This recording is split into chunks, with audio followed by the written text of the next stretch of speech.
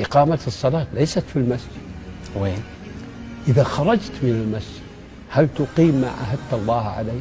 إقامة الصلاة يعني ليس إقامتها في وقتها.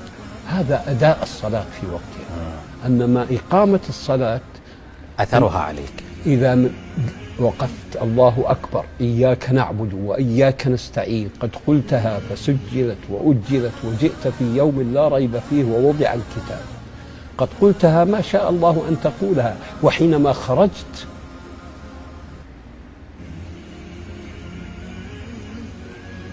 ماذا فعلت؟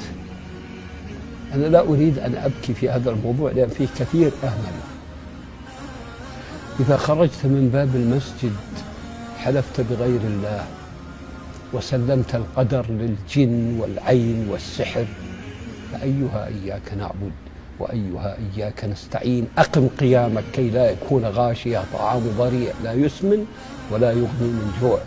كذلك الركوع، من قال سبحان ربي العظيم فقد شهد على نفسه بعظمة الله.